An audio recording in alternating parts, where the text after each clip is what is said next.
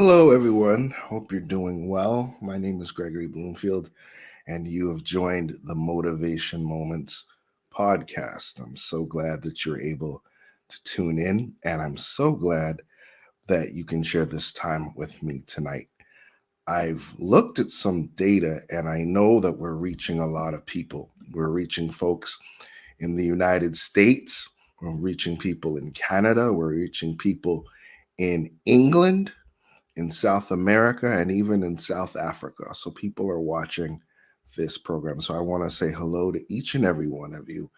And I'm so glad that you're a part of this evening and a part of this broadcast. I would love for you to like, share, and subscribe to this podcast. And most importantly, subscribe. We want to grow our numbers and have you be notified of the program.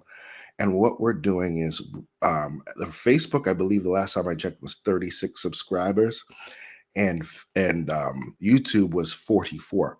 My goal is to reach the mark of 50. We can do it, guys. We were just a little bit short.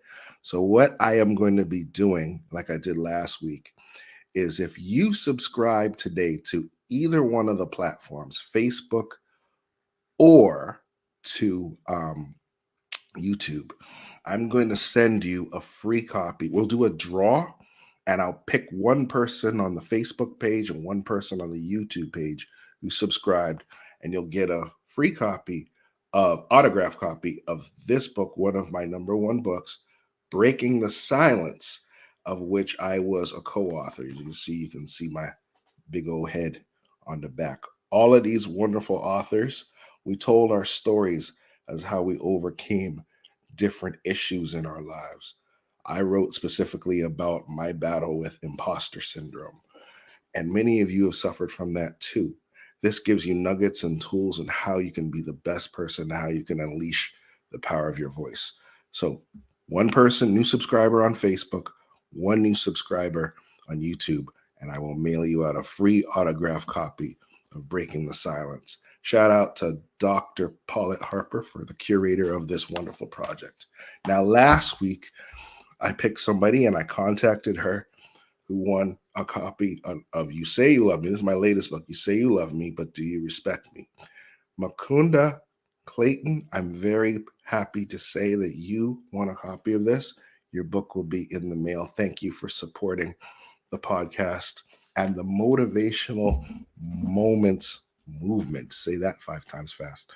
Anyway, thank you so much, Makunda, and congratulations in advance to the 2 winners. You'll be announced on next week's show. Now, I want to share something with you. As I mentioned last week, if you see some of the emails, and if you saw some of the stuff on Facebook, on YouTube, this month is Domestic and Intimate Partner Violence Awareness Month. Excuse me. So, this whole month, we're having guests that have suffered from that situation, but have overcome it, and they are in a new space, and they're sharing their knowledge and their motivational stories with our audience at Motivation Moments. But I want to share a couple of things. On average, nearly 20 people per minute are physically abused by an intimate partner in the United States. During 1 year, this equates to more than 10 million women and men. 1 in 4 women and 1 in 9 men, we're going to be talking about the men as well, experience severe intimate partner physical violence, sexual violence, or intimate partner stalking with impacts such as injury, fearfulness, and post-traumatic stress disorder. 1 in 3 women and 1 in 4 men have experienced some form of physical violence by an intimate partner. This includes a range of behaviors such as slapping, shoving, and pushing. And one other statistic, 1 in 7 women and 1 in 25 men have been injured by an intimate partner.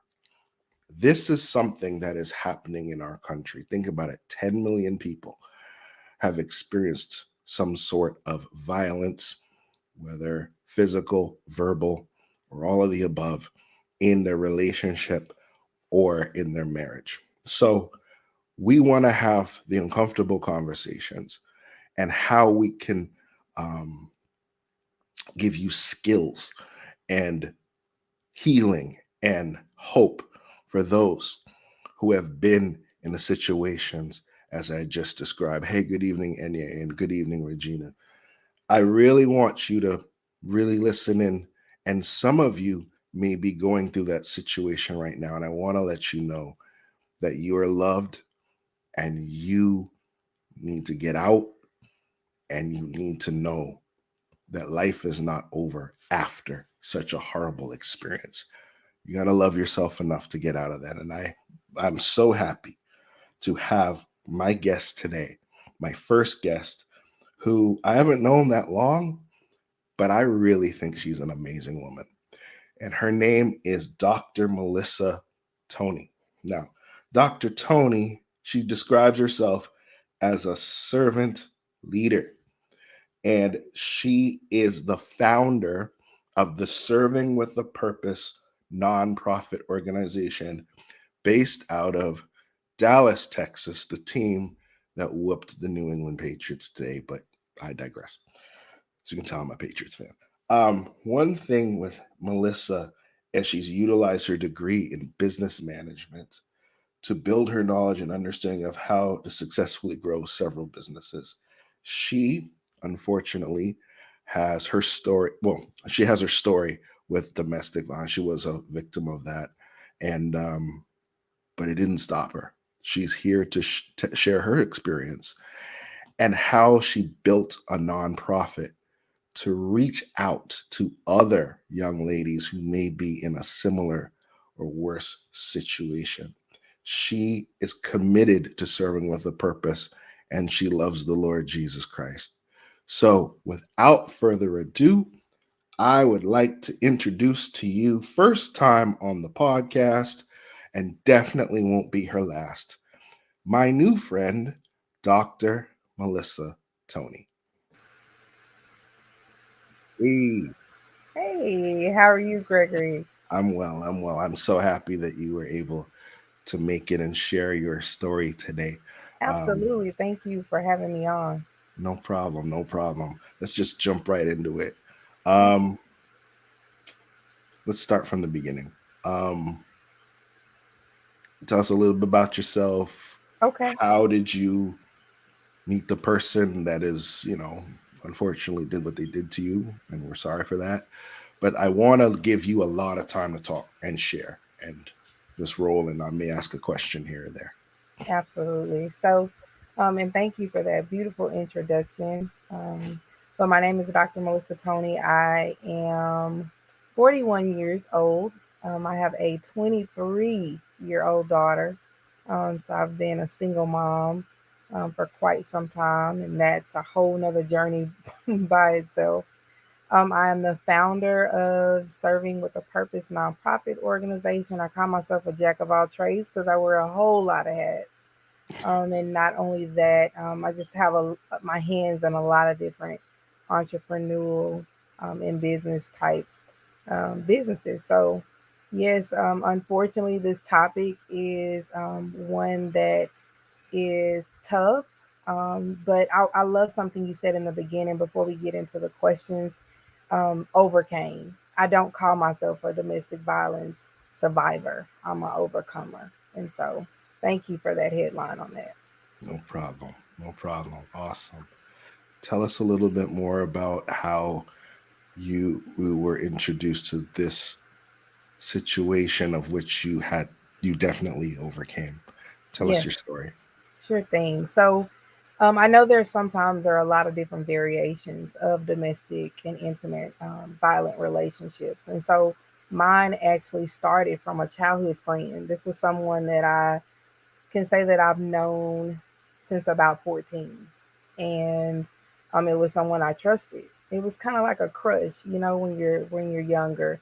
And we played sports together. And so, when you're young, you can't really explore relationships. You don't even really know what relationships are, but you can't really explore relationships because you're too young and you're still under like the parental governance of it all. So this was someone that I knew as a kid, and of course, life and time separated.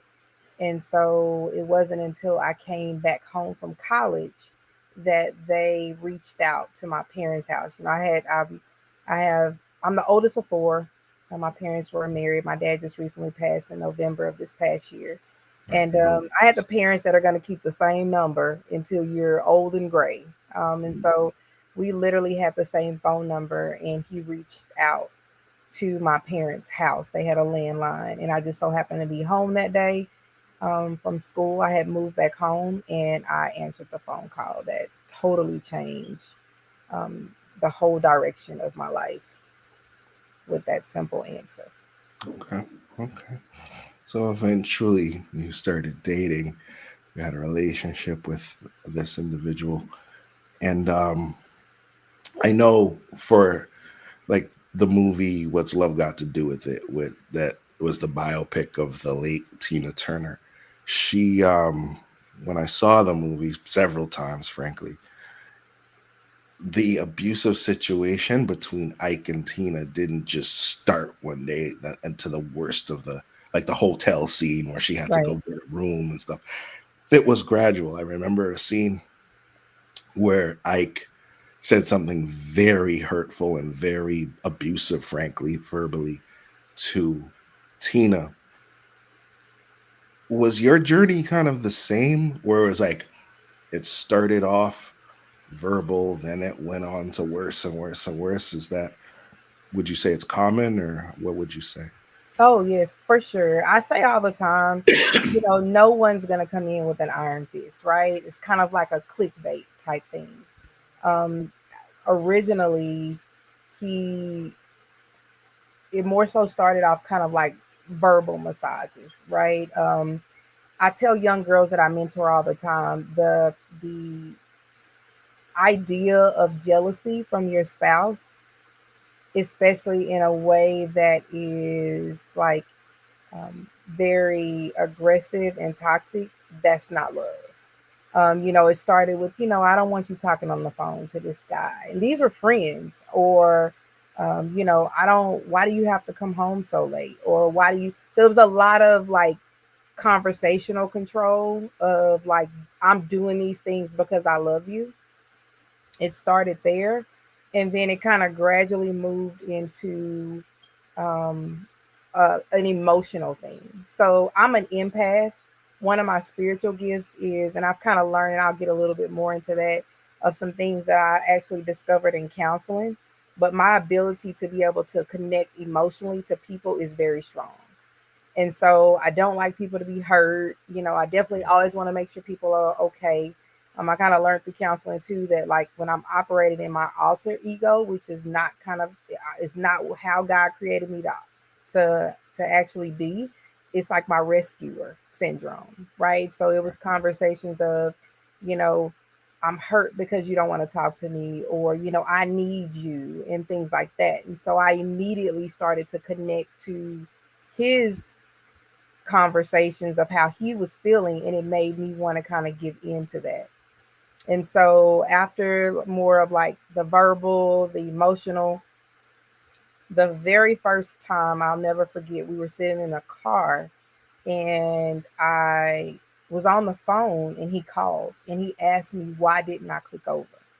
And so, just me not thinking, I'm just like, well, I got a phone call, and I was going to call you back. And he said, were you on the phone with a guy? And so it caught me off guard, and I kind of laughed it off. Like, are you serious? Like, why would you ask me that? And he literally cocked his fist back and punched me in the face. Oh my God. And so I don't know if I first of all was completely stunned because I couldn't believe that he did that. And so I think that strike was the moment that fear kicked in at like an all-time high. Like I was literally petrified Yeah. at that moment. And so, of course I began to weep, and he's like, I apologize. I didn't mean to do it. And, I just felt like you might have been talking to somebody else, and you know how much I love you. And Mm. so it just literally from that moment on, I think once he planted that fear inside of me, it literally blew up. After that, it just kind of trickled and got worse. How, so you said that he struck you. on the suspicion that you were talking with another guy, and obviously the fear and trepidation and the just terror of it is obvious. Hmm. The obvious question that a lot of people would ask, because I hear women and men say, "You hit me once, it's over. I'm out of here," and I see why someone would say that. But in this case, you stayed, and that's a, walk me through the mindset of why you would stay in a situation after he did something that was just so unacceptable. Well, first and foremost, and I'm gonna be really honest and transparent, Gregory, I was that person. I wish a man would was my conversation Hmm. before this happened to me. And I think the fear is paralyzing. Not only that, I had a daughter, right? And so now in my mind, well, first, let me say this. I'm the type of person, I've always been kind of hard on myself. And so I always replay situations to ask myself, Melissa, what could you have done different? Right. And in that situation, there's nothing I could have done different because you shouldn't have put your hands on me in the first place. But in my Yeah. mind at the time, I'm like, okay, well, instead of you laughing, like that probably made him feel that you were, making a fool out of him or you were trying to be dishonest. So now I'm rationalizing with myself on how my behavior could have provoked his reaction. And Oh, how if I, did not do X, Y, and Z, then maybe this would not have happened. Not to mention, it coming from a two-parent household. I was extremely blessed. My parents were devoted Christians. I was raised in a very loving environment. Never saw my dad touch my mom in any inappropriate way, let alone even raise his voice in any type of aggressive way towards my mom or my sisters or my brother. And so that was foreign to me too. And so again in my mind, I'm like, okay, maybe I did something, mm, to make this person react like this. And then again, the fear of it all of if you would do this, kind of like what else are you capable of? excuse me. And so it kind of made me want to just do um be better and do better in the situation. Another thing that I kind of adopted, and I'll talk about this a little later too towards the tail end of this story, but a lot of our trauma is connected into tragedy, right? A lot of things that we don't resolve in ourselves, the insecurities, a lot of those things, Satan kind of plays on those things, Yeah, right? And I was able to discover so much through therapy that just kind of helped me see how I arrived in that space. yeah. I think sometimes it's like you get hard on yourself because it's like you just said, you came from a two-parent home, loving environment, no demonstrations of abuse of any kind. And then it's like you're in this situation. It's like, what did I do wrong? I Right. failed. Maybe I provoked him. Even maybe I deserved it. Yep. Maybe I should Yeah. have clicked over on the Yeah. phone. Maybe when he said jump, I should have said how high, So Yes. I'm truly sorry that you experienced that, even though it was many years ago. And let me just stop and say I'm extremely, because I've read your bio, we've had conversations offline. I'm extremely proud of Oh, your thank you. overcoming of the situation. You truly are an inspiration. So, Thank you. what exactly was the aha moment? Like, where it's like, you know what? I'm gonna go back and use the Tina Turner and Ike Turner example. Yeah. When she had the white suit with the chocolates, and Ike was doing his nonsense in the limo, and when Tina had enough and started fighting back and got the room for herself and said, I don't have any money. Me and my husband had a fight, but I promise you I'll pay you back. And that was the beginning of her exodus out of the abusive situation. Yes. Tell me what was the light above your head to say, I get the hell up out of here. I'm done. Like, this man gonna kill me. And most importantly, I deserve better than this. Absolutely. When did your exodus start? Or what was the trigger that made you get out of that situation for you and your daughter? So, um, quite a few in between moments, right? Pushes, slaps. I mean, it continued from the very first punch in the car. Um, there was a time where he showed up at my house, Mm, and I lived in an apartment with my daughter, and he came over because he wanted to talk. I blocked his number, and I'm just like, you know what? I'm tired of this. The only person I was confiding in was my best friend, and she didn't even know what to do. And so, and I even asked her not to tell. And so he came over and he wanted to talk, and so I let him in. And I'm just like, I don't want to do this anymore. I'm tired. Well, he gets enraged, literally, and he grabs my keys and he walks out. And so I'm attempting to stop him, so I kind of chase him out of the apartment. And so we get to the back part of my apartments where it's kind of like a dark area. And I try to grab the keys from him, and he literally takes the keys and my arm and he drags me through the breezeway in the apartments. And so I'm muddy, and he goes in my house and he locks the door. My daughter's inside, she's asleep. She may have been probably about 5 at the time. And I'm beating on the door because now I'm scared. You're in the house with my kid, and I'm outside. So I'm banging on the door and I'm crying. And so he finally lets me in, and he barges past me and he gets in my car and he leaves. So I'm weeping, I'm crying. I call the police. And so he calls and he says, I know you probably called the police, and it's in your best interest that you call them and tell them that your car is back. So I called the police, and out of, again, fear, that big F word, I tell the police my car is back, everything's fine. I just miscommunication, and I didn't know he took the car, and, but he's back. And so he brings me my keys back. Well, that was the moment where I felt like I had to get out. Like, this is getting too bad. I am super scared. And so I literally broke my lease. The next day, I called my mom without telling her what was going on. I was just like, hey, mom, I really need to move home. And she was kind of taken back by it. She was like, okay, my the parents type of parents where if you got to come home, you got to come home. And I'm mhm. like, I just really need to kind of get some things together. Can I move home? And so my mom's like, of course.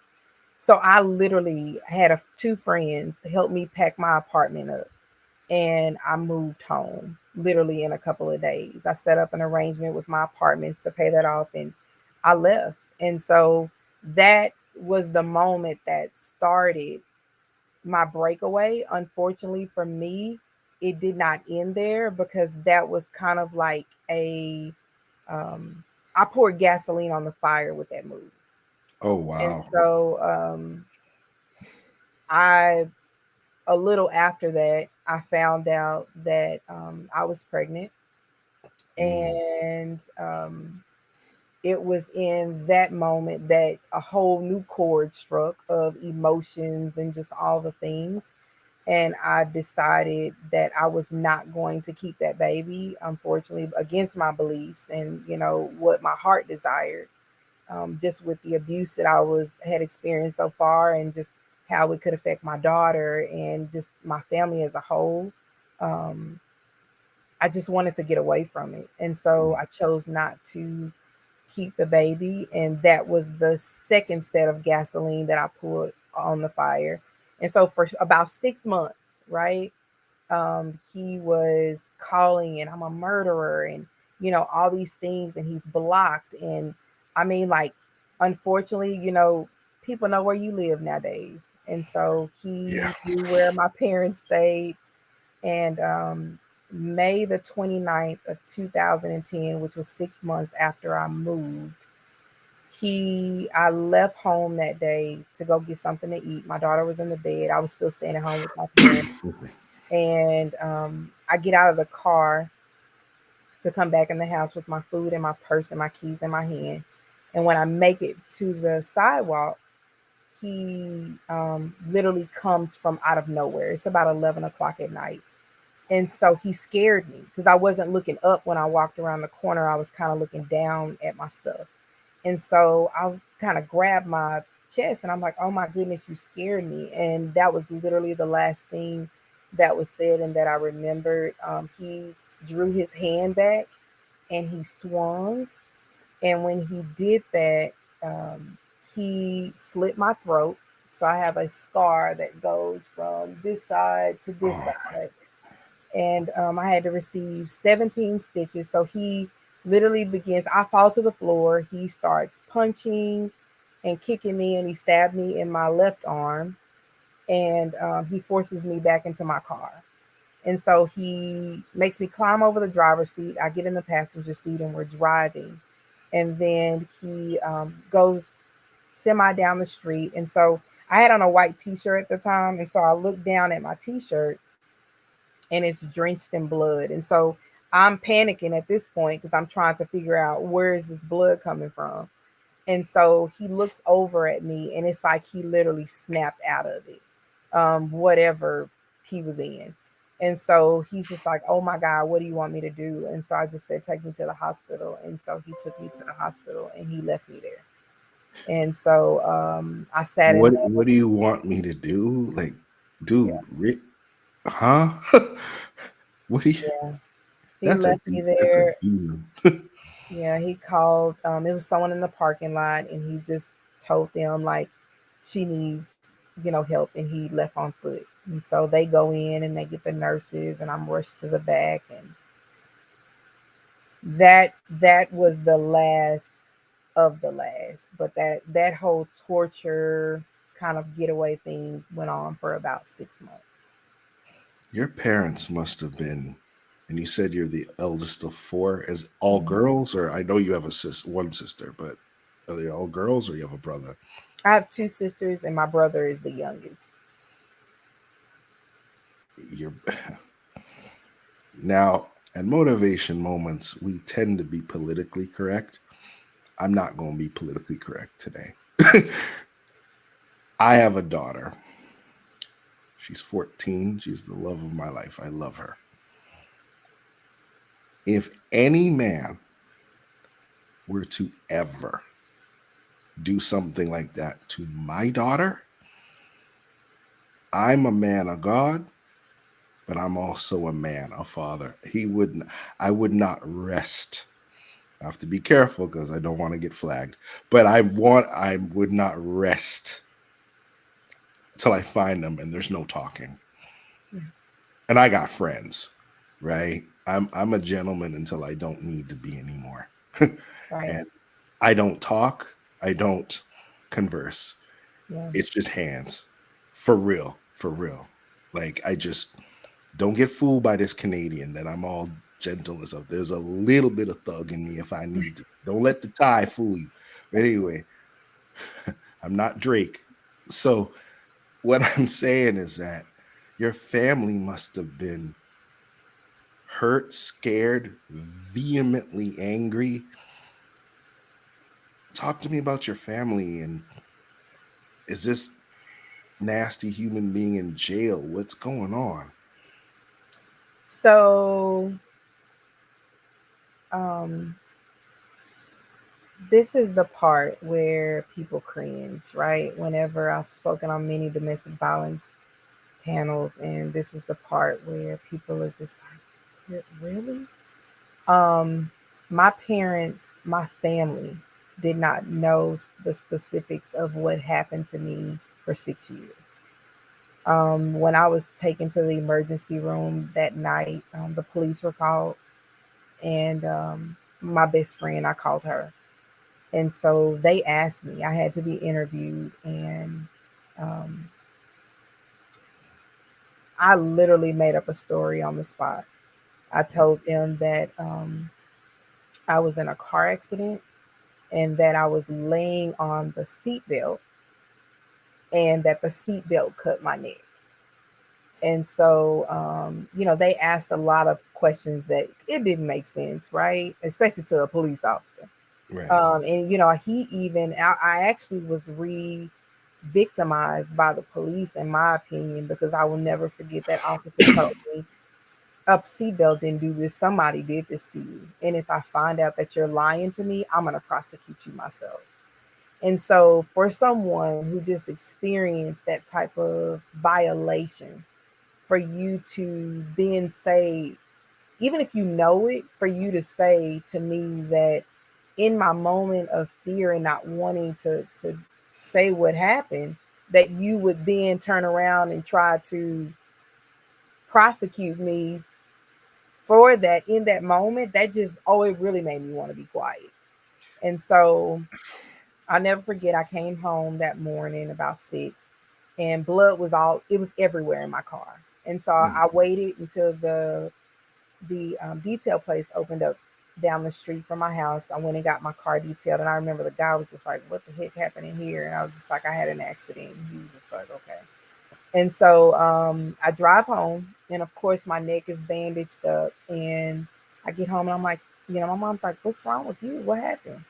And so I told her the same story that I told the police, and she was like, "Well, why didn't you call us? Why would you go to the emergency room with something like that and not call and say anything?" And so that that is basically the story that my family believed for 6 years. It wasn't until my daughter got baptized on the same day that that happened to me 6 years later, um, that I took my parents to a restaurant and to tell them the truth. That was actually the first time I've ever seen my dad cry. And I was tired, because you can just imagine how to hold that for 6 years. Yeah. I was suffering in silence with dealing with that type of abuse and not knowing what to do with it. And so, um, yeah, that's the story that they believe I didn't tell anyone. Um, I'm so sorry. But I can understand why you wouldn't say anything. There are two things listening to your story. Um, it goes again, shows not to bring race into this, but a lot of times, the whole thing when black children, particularly girls, go missing, that never makes the news. It's the same thing when black women are abused. They don't get the same compassion as our non-melanated friends and family. And your experience, again, shows that to be true, and why we need to bring more awareness to things like this. Um, Absolutely. And not only that, I mean, I remember again speaking on a panel, and someone asked me, how could the church do better in a space? Sometimes that excuse upbringing me. Excuse me. is a blessing and a curse, right? Because Yeah. it's just some things that you believe as a Christian and as a believer, like this is just not supposed to happen.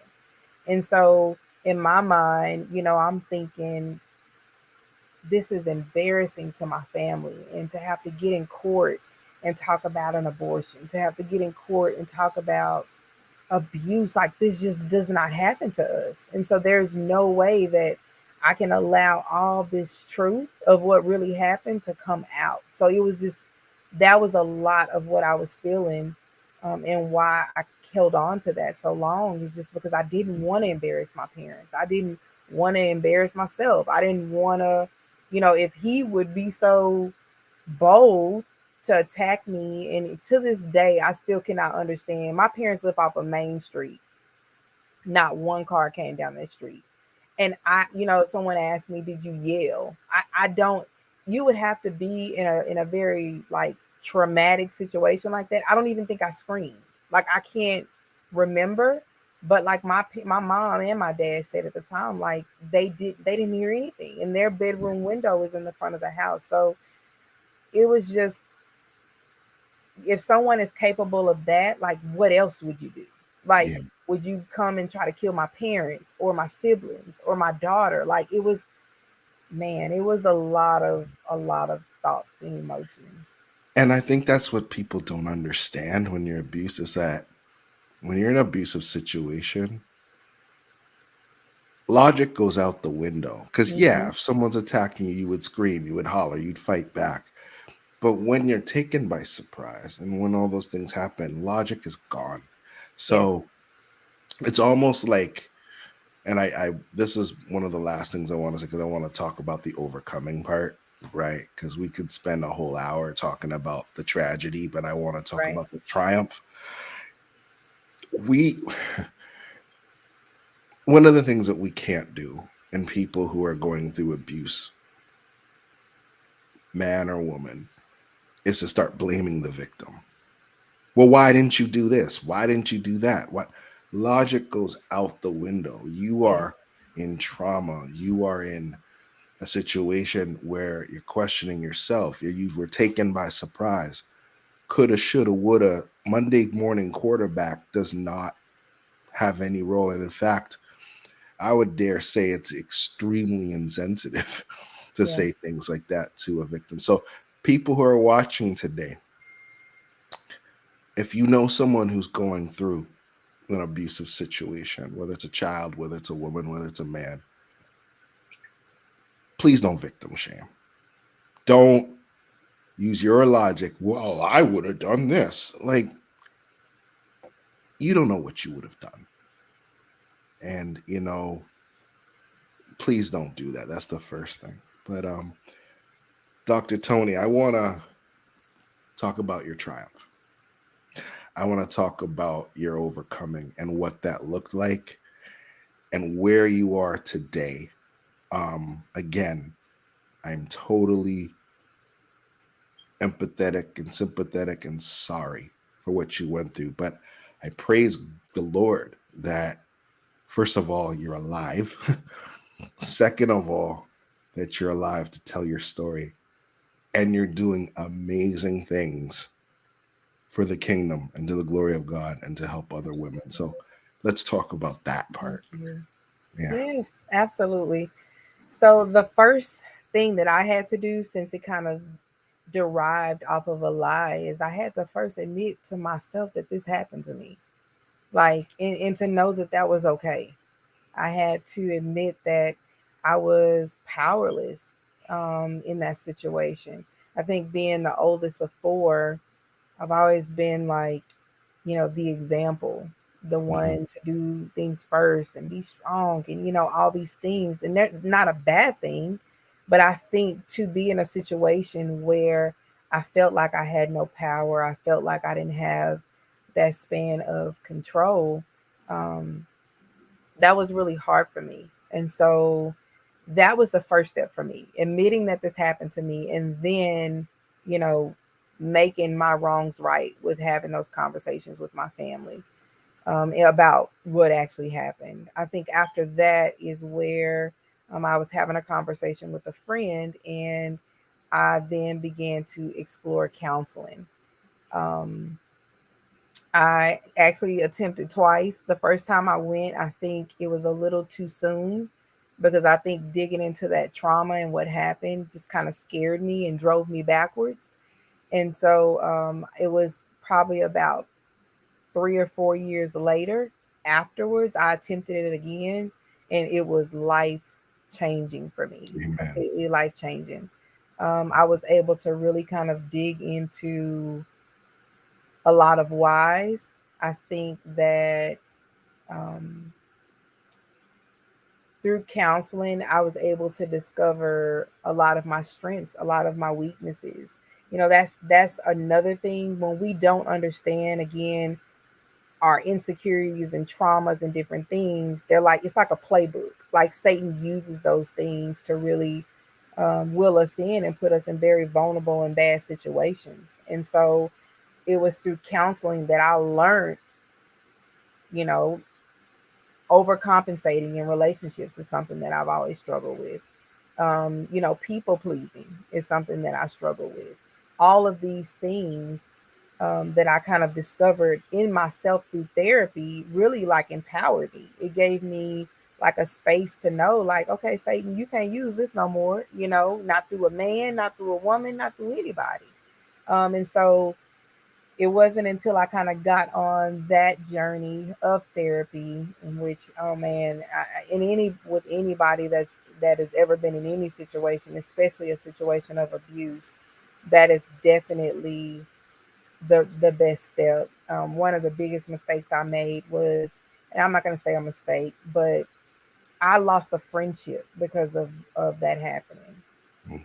I think that it put a very big strain on my best friend and I's relationship because she was the only person that knew and she had to carry that weight. And Yeah, then she didn't know what to do, right? And so I think going to counseling, I mean, they are trained professionals that can right. help you unpack that thing and really navigate the whys, because there is a bigger thing in allowing abuse. Yes, there's fear, but some of that stuff is other things that we're dealing with, and that it just feeds off of it. And so going to therapy and getting down to the root cause of a lot of that is really important. I totally agree. I mean, therapy for dealing with abuse, therapy for dealing with a divorce or any type Yes. of loss, or just because, in the spirit of full disclosure, I had a therapist who transitioned to being a life coach for three, 3.5 years. Yeah. So when I went through my divorce, and there was some, you know, stuff in it that I'll talk about later this month. Um, I had to learn how to. Let me say this: therapy was the best thing that I ever did, and Hmm. I am a huge, huge proponent of therapy. Not your best friend. Hey, not even your pastor, because Yeah, not all pastors are therapists, they're not. right? And more pastors need to admit that they're not. Right. And just to kind of piggyback on that, Yeah, and that's kind of like what I am. I am literally in school again. This, I promise, this is my last degree. I'm not going back to school to get any more degrees. she's But I'm really smart, currently y'all. getting She's really smart. a master's in as a licensed professional therapist. That also inspired me to really go back. I've always been drawn to people. Like I said, being an empath is definitely a gift, but I've also been drawn to people, drawn to really helping people to kind of break down like a lot of the things that they're dealing with. And so um, not functioning in my rescuer capacity, but functioning in my healing capacity when it comes to therapy is definitely a gift that God has given me. And so I got about a year left in school, but it definitely inspired me to go back so that I too can give to someone else, not just in domestic violence, but just holistically to Yeah. someone else from a therapy and counseling perspective. Well, me personally, and the Motivation Moments podcast family, we definitely support you on Thank that journey, because you. you're doing amazing work. Thank you. Um, and you're gonna help somebody else who's going through something similar. Now let's talk about that. Now you Okay. have a nonprofit organization. Hmm. Tell us a little bit about that and some of the wins that you have accumulated through the non for profit, which obviously was inspired and birthed through the overcoming of your domestic abuse situation.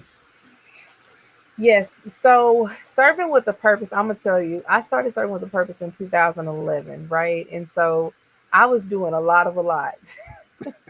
I was literally serving with all kind of purpose and not really with a very drilled down purpose. It started off, I was serving single moms, and really kind of tailoring my serving single moms with resources and things like that. And then, of course, kind of ministering to some moms that were experiencing abuse the way that I experienced it.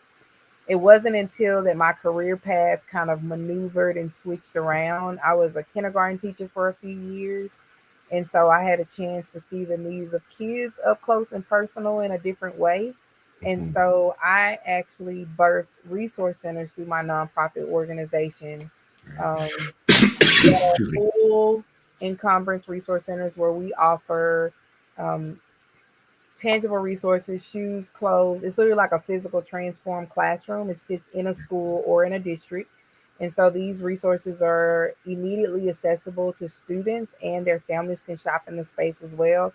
And then we do have intangible components of my resource centers that we offer schools and districts, with a lot of partners that come alongside of us that offer like life skill development, counseling, professional development, mentoring. It's just an array of different classes. But also, I do still hold that domestic violence piece. I do also partner with a lot of like police departments in different places where my resource centers are housed, where we do have little centers set up for them on these campuses where they can come in, get resources for moms, men or women, because right, women are just the only ones that are abusing relationships, where they can get it and take it, and then we can get them additional resources later. So I still kept that domestic violence piece. However, as an educator, I come from a family of educators. My heart quickly gravitated, or it's always gravitated towards the needs of kids, but we kind of streamline my organization to build these centers inside of schools and districts. So I'm extremely excited about that. We currently have a center in DeSoto ISD, Dallas ISD, and I just expanded into Monroe, Louisiana. So Oh extremely wow. excited about all the amazing things God is doing and how He's using me, and just all the things that I've endured and gone through and overcame, as well as just my gifts, just the gifts that He's given me to be able to touch kids and people in general. Yeah, that's awesome. Um, Dr. Kusimo, if you could keep the website up, please, because I want everybody to know about the website, to know about Dr. Toney's story. And also, if you, it's a nonprofit, y'all. So if you want to donate to her cause, and champion her cause, please, with the Motivation Moments family, if you'd like to give a donation, there's the website right there. Zelle and Cash App is a way that you can give to serving with a purpose.org. So let's support her and the work that she's doing. It's important work. It's coming from her heart. She's an empath, y'all. So that means she cares. So let's do our best to support her this evening. Um, Final question for you. Sure. You know, the scripture says, I believe it's in Romans 8:28. It says, all things work together for good who love the Lord and are called Absolutely. according to his purpose. Obviously, what you went through was not good, to say the least. Um, but would you find that that scripture really applies to your life? If you like, you're looking back at what you've been through, and it was horrible, it was horrific, it was dangerous, it was just bad. But sometimes when we go through really bad things, we can say, I praise God I went through it because it's made me a stronger person. It's made put me in this place right now that I have this platform and I can champion because I've experienced it. Is that, tell me if that's how you feel, if that's not how you feel, if is it am I way off? Oh um my God, you are bullseye on. No, that is so how I feel. I think just getting older in wisdom, and then of course my relationship with the Lord, my life is not mine.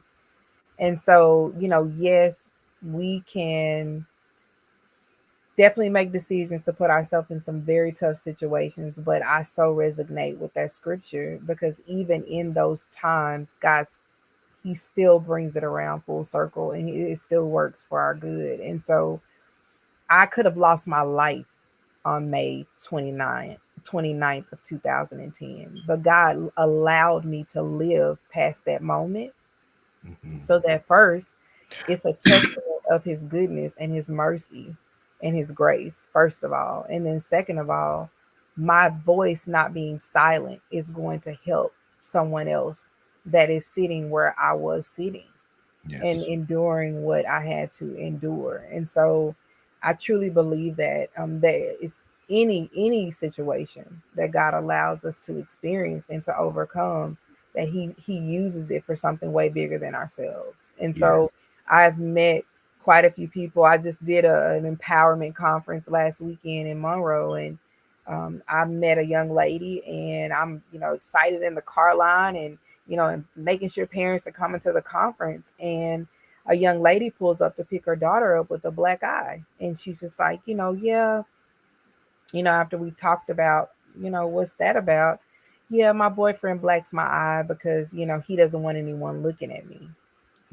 And so I was mortified. And so again, God putting me in the path of someone else to say, you know, first of all, that's not it. And to build a relationship with this young lady, to say, there's something deeper here, and let me tell you what can happen, Yes. right? And so that comes from a place of experience, that comes from a place of, again, God's goodness and grace and mercy, that he allowed me to live to be able to say that to the next person. So Yes. for sure, I definitely think they all work together.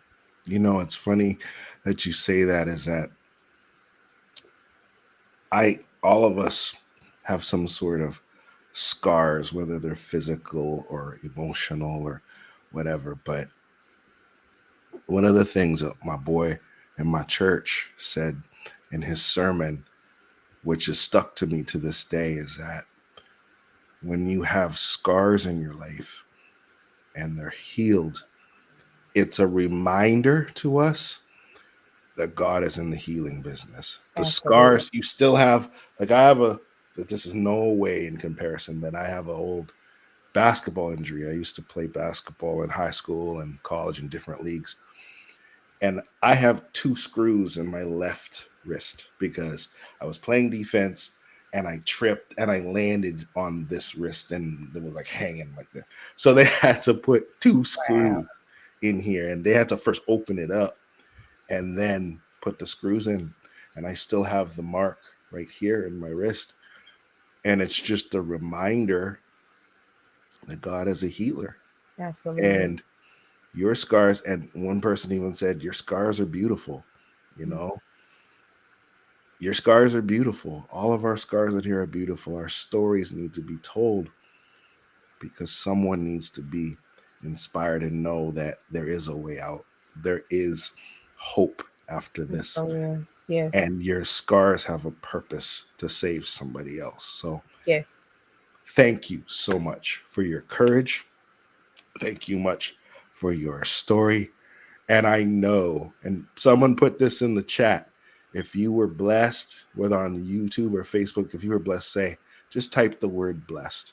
Just type the word blessed. If this story, if this testimony inspired you, and you're going to take this and share this with other people.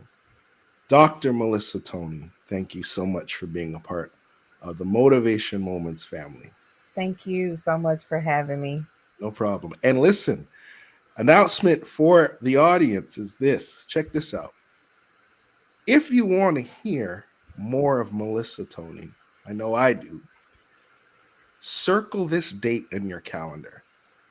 Thursday, October the 19th. We are going to be having with all of our female guests this month. We're going to be having a special, hold it, a bonus show on Thursday. So we're going to have shows on Sunday, and we're going to have a panel discussion on Sunday with Dr. Toney and other amazing guests, of which you will see on each of the Sunday programs.